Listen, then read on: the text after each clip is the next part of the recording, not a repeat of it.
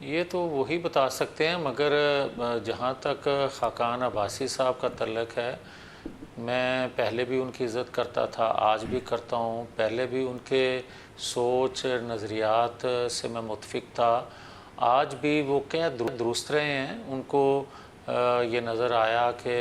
اگر اس طرح کام جس طرح وہ مسلم لیگ نون میں کرتے آئے، یا جو موقف نواز شریف صاحب کا رہا ہے، اگر وہ سمجھتے ہیں کہ اس کے مطابق کام جماعت کے اندر نہیں ہو رہا یا اس ڈگر پہ ہم نہیں چل رہے، تو یہ ان کے تحفظات درست بھی ہو سکتے ہیں، اور کچھ شاید ان کو احساس اس طرح نہ ہو جس طرح وہ سمجھ رہے ہیں، مگر میں یہ ضرور ویسے کہوں گا میاں صاحب یہ جو شاہد خاقان عباسی صاحب کے تحفظات ہیں، آپ بھی انہیں قریب سے جانتے ہیں، آپ بھی جماعت کی پالیسیوں سے نالا رہے ہیں، آپ نہیں سمجھتے کہ وہ درست تحفظات ہیں؟ بالکل میں سمجھتا ہوں کہ وہ تحفظات درست ہیں۔ وہ اس لیے کہ آج اگر بجلی مہنگی ہو رہی ہے اور مجھے اندیشہ ہے اور میں خوف زدہ ہوں آنے والے وقت کو دیکھتے ہوئے کہ کہیں خدا نخواستہ پاکستان کے اندر انتشار پیدا کرنے والے یا تقسیم در تقسیم قوم کو کرنے والوں کو یہ موقع غنیمت نہ مل جائے۔ اور لیکن دیکھنے والی بات یہ ہے کہ ہم نے ماضی سے بھی نہیں سبق سیکھا اور آنے والے وقت کی کوئی پلاننگ بھی نہیں کی۔ وہ آپ دیکھیں کہ جب آئی ایم ایف سے معاہدہ کوئی جماعت توڑتی ہے، کوئی حکومت توڑتی ہے، تو نہ اس وقت پالیسی سازوں نے اس کو پوچھا کہ اس کا انجام کیا ہوگا، اس کا قوم کو ریاست کو بھگتنا پڑے گا، تو نہ آج آئی ایم ایف سے معاہدہ کرنے والوں سے کو پوچھ رہا ہے کہ اتنی کڑی شرائط پہ جب آپ آئی ایم ایف سے معاہدہ کر رہے ہیں تو اس کا خمیازہ قوم بھگتے گی، اور اس موضوع پہ آپ سے کتنا مشکل اس موضوع پہ میں نے آپ سے تفصیلی بات کرنی ہے کہ کیا اسٹریٹجی ہونی چاہیے، کیسے ملک یہاں سے آگے نکل سکتا ہے، بالکل تفصیل سے بات کروں گا۔ لیکن چونکہ عباسی صاحب کا ذکر ہوا، آپ ان کی تائید بھی کر رہے ہیں، تعریف بھی کر رہے ہیں، اور یہ بھی کہ ان کے تحفظات نون لیگ کے حوالے سے درست ہیں، اسی لیے شاید وہ مجبور ہوئے نئی جماعت بنانے کے لیے۔ تو یہ نون لیگ سے غلطی نہیں ہوئی؟ بجائے اس کے کہ انہیں چائے پہ بلاتے، گلے لگاتے، آپ نے انہیں جانے دیا؟ دیکھیں یہ تو میاں نواز شریف صاحب کے لیول کی بات تھی، اس سے نیچے ان کو جو شکایات مختلف لوگوں سے تھیں جماعت کے اندر، ان کو ایڈریس کیا جانا چاہیے تھا، اور شاید کیا اب بھی جائے۔ میں اب بھی پر امید ہوں کہ خاقان عباسی کو میں جانتا ہوں، وہ کبھی بھی نواز شریف سے دور نہیں ہو سکتے، اور نواز شریف کا موقف جو پہلے تھا وہ آج ہے۔ تو نواز شریف صاحب سے انہیں دور کس نے کیا پھر؟ نہیں، میں جو بات کہنا چاہتا ہوں نا جامی صاحب، وہ میری اگر اجازت دیں تو میں عرض کروں۔ پہلی بات تو یہ ہے کہ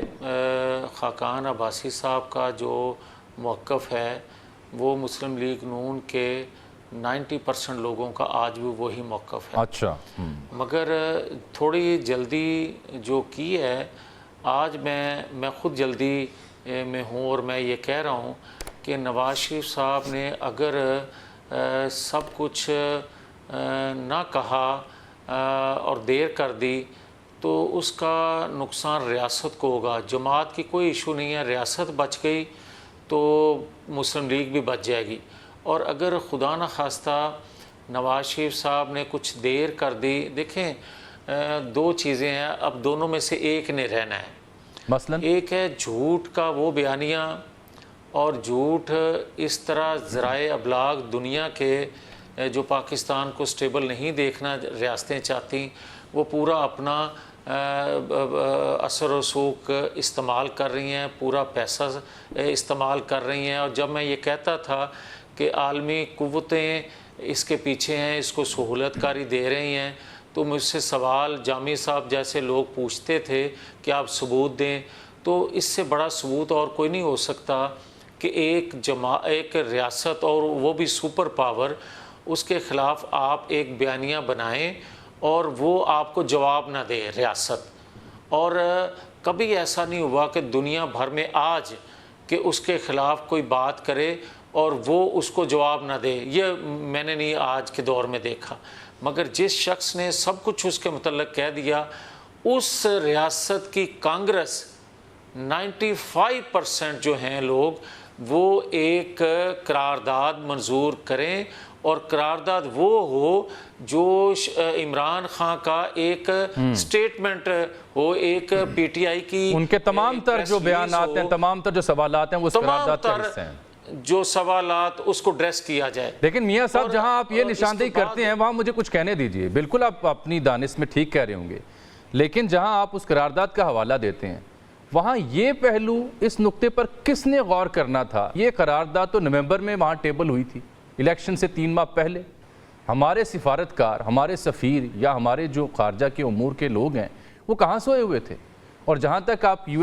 این کے آربیٹری گروپ کی بات کرتے ہیں جو 17 صفحات پر مبنی وہ رپورٹ آئی، اس میں بھی سنیے، اس میں بھی حکومت پاکستان کو لکھا گیا، پوچھا گیا ان معاملات کے اوپر، کسی نے جواب دینا پسند نہیں کیا۔ یہ کس کی ذمہ داری تھی؟ دیکھیں جامی صاحب، میں اگر بات کرتا ہوں تو کسی اور تناظر میں اس کو دیکھا جاتا ہے، جس طرح آپ کا وہ ٹکر دیکھ رہا تھا کہ جویل لطیف ٹھنڈے کیوں پڑ گئے، تو میں سوال میرے جی اس ٹھنڈے کو گرم کر دیں، جنم لیتے ہیں، اور میں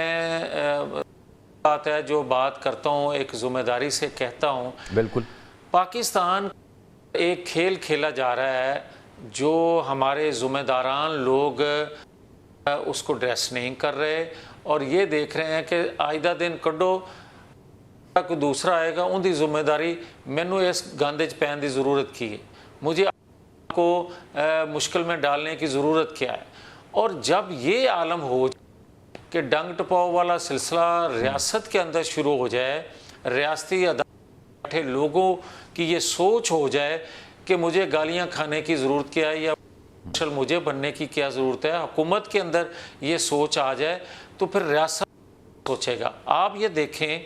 کہ ذرائع ابلاغ سے دنیا کے جو پاکستان کو سٹیبل نہیں دیکھنا چاہتے، اس کا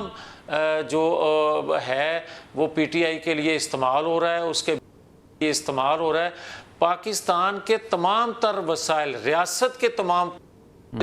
اس کا مقابلہ کرنا چاہیں تو نہیں کر سکتے۔ آپ ذرائع جو ایک ادم مچا ہوا ہے، ایک جو آگ لگی ہوئی ہے، اس پہ کیا ہماری ذمہ داری نہیں ہے کہ ہم بتائیں کہ پاکستان